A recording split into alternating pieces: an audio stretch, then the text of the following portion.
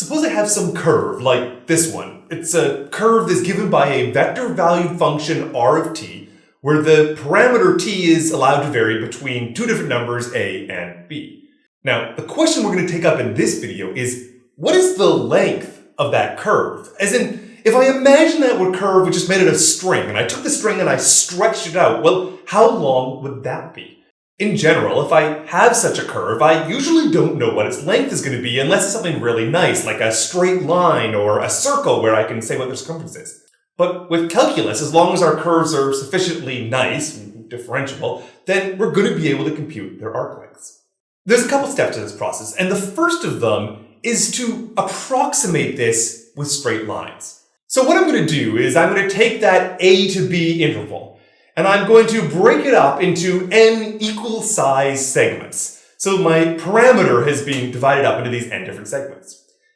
And then on the graph, I'm going to plot where those points are going to go, and I'm going to draw a line segment between all those points. So in this case, I've divided the curve into 6 different line segments. The reason why I'm doing this is that I know how to compute the length of straight lines. So if I can approximate this curve with straight lines, and I can go off and compute all the lengths of those straight lines, then I'd get an approximation for the entire curve. That's going to be our plan.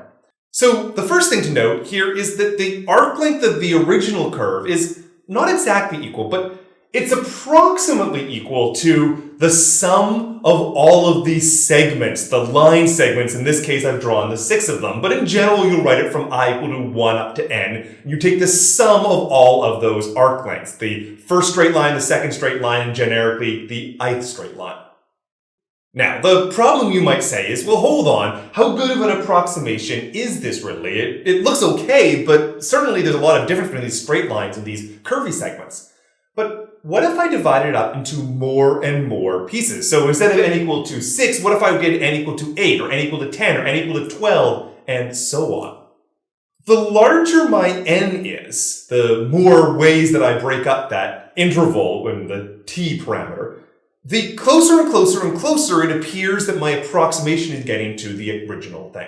Okay, so with that big idea stated, let's actually zoom in a little bit here on one specific one of these straight line segments and try to figure out, well, how big is that? How can we compute that? In particular, of all the multiple different line segments, this is one of them, and I will call it delta Li. So it's the ith change in the arc length going between a pair of points. Okay, now if I think about this, I've got my curve, I've got these 2 different points, I've got the straight line between them, and these 2 points have a difference in x, in y, and in z. So I can put that on my plot. I can say there's a delta xi, a delta yi, and a delta zi. So my 2 points differ in all 3 components.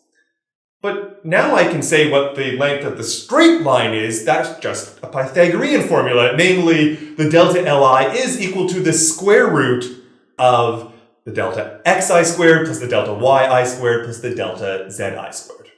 So we've zoomed in on the generic ith segment here. We figured out what its length is in terms of sort of x, y, and z.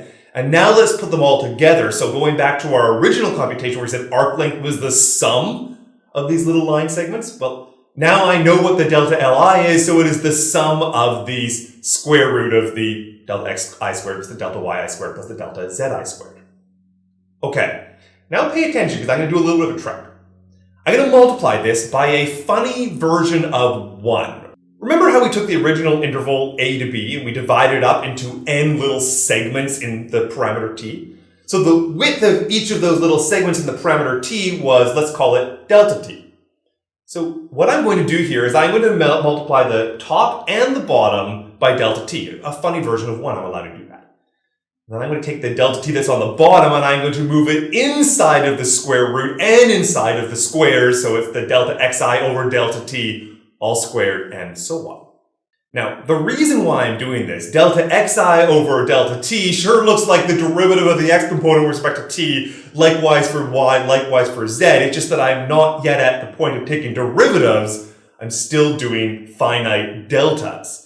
All right, so the next big move of my argument is, notice how I'm saying arc length is approximately this, because at any n, I'm doing an approximation. I've only broken it up into n different components. But if I want to make it equal to it, if I want to come up with a definition, what I'm going to do is I'm going to take my delta t and make it smaller and smaller and smaller. Or say it differently, the number of segments is going to be larger and larger and larger.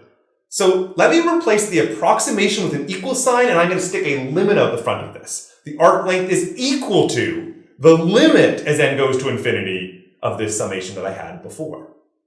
Moving this up, I'm now going to do my final thing, which is replace this collection of symbols with an integral.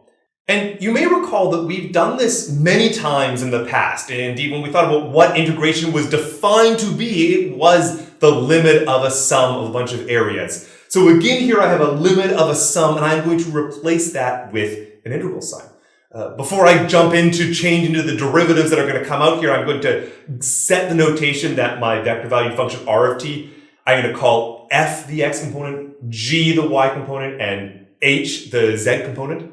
Well, then when I go and I take my limit of a sum, replace it by an integral, what do I get is the square root of the derivative of f. That's what happened when the delta xi over delta t, it got replaced in the limit with the derivative of f with respect to t, or f prime. Likewise for y, likewise for z. So, provided my vector valued function actually is differentiable, I can compute these derivatives. Then for any one that you might give me, I can just plug them into this formula. And sure, this formula is an integral, which means that for a lot of integrals, it might be hard to actually do the integration, but you could always go and integrate it, for example, numerically as well. Nevertheless, we have a formula for Arclength.